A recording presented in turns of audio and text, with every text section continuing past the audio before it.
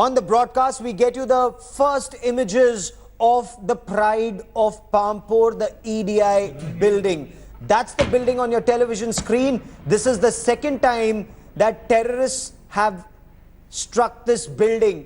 Now, General Narula, General Officer Commanding of Victor Force in Jammu and Kashmir, he said it appears to be Lashkar-e-Taiba.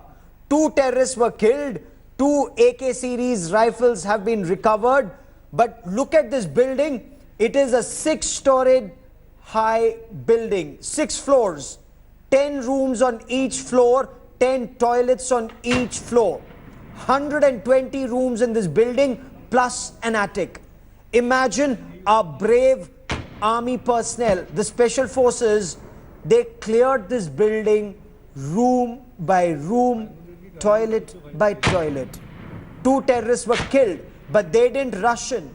Fortunately this time, and that's one big difference from the operations that were carried out in February. That time also 2 terrorists had entered this building, but to kill those 2 terrorists, unfortunately, we lost brave Captain Pawan Kumar of 10 Para Special Forces and an equally brave Captain Tushar Mahajan of the 9 Para Special Forces and Lance Naik Om Prakash, again of the Special Forces. That time, the army had to rush in. Multiple interventions had taken place in February. Why? Because there was apprehension that the terrorists had hostages and they could kill hostages. This time, the army ensured they had adequate intelligence. There were no hostages inside. The army took its own sweet time. They first pounded the terrorists, the places where terrorists were hiding. They destroyed the glass structure, ensured that the building is safe. But for 2 days, 2 long days, the army first pounded this building with small arms, with infantry-used explosives. And once they were sure that the terrorists had been weakened, if not killed, they moved in, destroyed this terror. They destroyed both the terrorists, 2 terrorists killed, 2 rifles recovered, and fortunately, no casualty to the soldiers. India Today's Shuja ul Haq now joins us with the latest on this big story. Shuja, describe to us the operation. You were there through these 60 hours that this operation was carried out. Take us through details, bring us details of this operation. And also, how is this different from Pampore 1?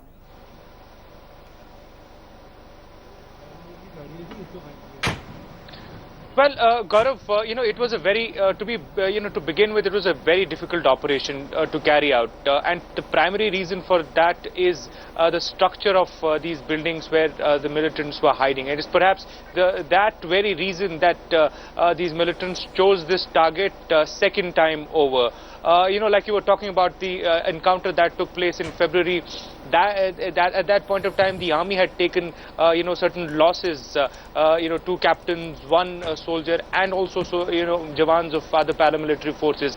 And it took a lot of time for the army at that point of time also to flush out these militants. Perhaps that's the reason why it was chosen as a target again. As far as the operation is concerned, right from the beginning, Monday morning 6 a.m. when this news broke out, it was something that everybody took seriously. Both the Special Operations Group of J&K Police and the Indian Army carried out everything with the meticulous preparation. They were extremely cautious at this right now, making sure that no damage took place.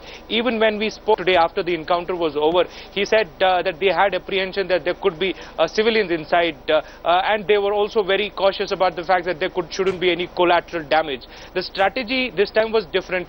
They decided to pound the building. They didn't enter the building for 2 days. It was only today in the morning that first, a set of troopers, the commandos, entered into the building. They started sanitizing each one of the rooms, and the building is very difficult. It has 60 rooms, yes. 60, smaller bathrooms, which makes it around 100-odd chambers to check one by one, and go to 7 floors.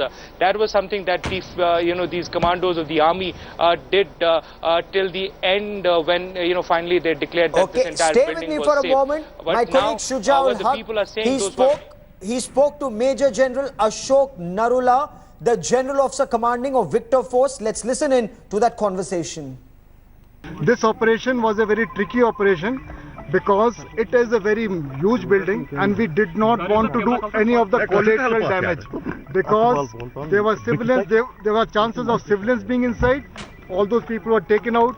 This, as far as JK EDI is concerned, this is a center of excellence in which lot of our young brethren get employment courtesy all this. My colleague Shujaul Haq also spoke to the Inspector General of Kashmir, and this is one operation where the army, the police, the CRPF, they all came together, because while the army was carrying out operations, the police ensured, one, that there was no anti-India sloganeering that was taking place from across the Jhelum River. That was something that was happening in February. We'll talk about that in greater detail. The police also ensured that there was a cordon around the military operation, which is mandatory, unfortunately not enforced in February. Let's listen in. We are joined by the IG of Kashmir, Mr. S.J.M. Gilani. Sir, how did this entire operation begin? What was the motto of these militants to enter into this building? As we said, there was high alert on the highway and around the city, so probably they couldn't sneak into the city or carry out any attack on the highway, and they thought that the building that was the same area was used by them last time as well, and this was a high-rise building with 8 floors. So they probably thought that from there they would be able to attract maximum attention. Why did it take so long? It is around 60 hours now that this operation has taken. See, the length of the operation would depend on the type of difficulties you would encounter in entering that building and clearing it up. As I said, this was a building which had 60 rooms and 60 bathrooms. So virtually you had to go into 120 odd rooms to clear each one of them. So that does take. Who are these militants? Any identification so far? The preliminary investigation that we've been carrying out over the last 2 days would suggest that they are from the Lashkar-e-Toiba. It is too early to ascertain their identity. Thank you very much. That was Mr. Gilani giving us details of this entire operation. With cameraman Roof, Shujaul Haq in Pampore for India Today.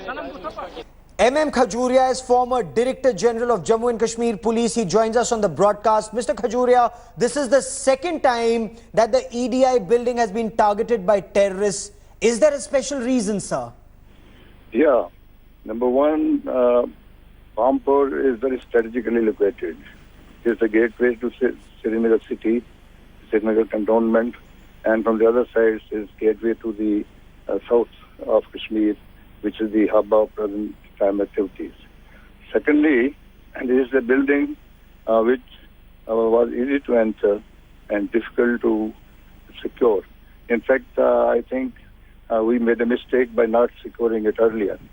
In fact, there's a requirement for the such building to be identified in advance so that they can be secured, because this kind of activities is likely to persist for quite some time. And the only I think very important aspect of this particular operation is that the synergy between the police and the army and other agencies associated with the operation was perfect, and there should be no sort of feeling of guilt in the operation getting prolonged. I found in some of the sort of statements being made, they're almost apologetic, but why it is taking 3 days. That's a very good point you're making, Mr. Khajuria, that there should be no guilt or no questions asked. Why is an operation taking so long? Stay with me, Mr. Khajuria. I also want to bring in Lieutenant General Raj Kadian, who's former Deputy Chief of the Army Staff, and he served extensively in Jammu and Kashmir, headed the Rashtriya Rifles, also joining me on the broadcast. General Kadian, that question, one, why did this operation take so long? And two, the difference between Pampore 1 in February and Pampore 2 now. Your appreciation of both the operations. Gaurav, good evening to you. First of all, ever since the surgical strike took place, Pakistan has been showing signs of frustration, signs of helplessness. They are not in a position to do anything major, but they still want to be seen doing something. This is the third failed attempt at attacking a prominent target. They first hit in Baramulla, then Handwara, then today in this Pampore area or 2 days ago. Now, why it took so long? I think that should be the tactic. You should ensure two things whenever there is a attack like this. One, that you have surrounded the building, you have isolated them, they are not able to get away. Second, they are not able to cause any damage to our assets, Yes. to our strategic assets. Our effort thereafter should be to capture one of them alive, which is the main prize. Okay. You see, they may be carrying food, they can last out, there also may be water in the building, but they can't last out without sleep for maybe maximum 96 hours. Yes. So I said the same thing in Pathankot when there was a clamor, why are they holding the whole army to ransom? Well, army could have driven the tanks over them. But because they were not damaging the assets, there were no further casualties they were able to cause.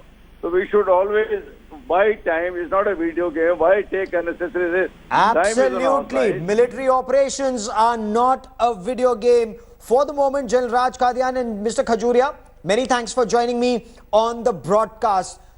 Now, bit by bit, details of this operation are filtering out and standard operating procedures were followed. The big advantage, unlike February, there wasn't any fear of hostages inside. The Indian Army paid a very heavy price. In fact, it's the nation that paid a very heavy price in February. Two bright young captains of the Indian Army, both Special Forces commandos, Captain Tushar Mahajan and Captain Pawan Kumar, 9 and 10 Para Special Forces, and Lance Naik Om Prakash made the supreme sacrifice of their lives. Very, very important lessons learned from that operation and implemented today. Take a look. Shujaul Haq with this India Today special ground report.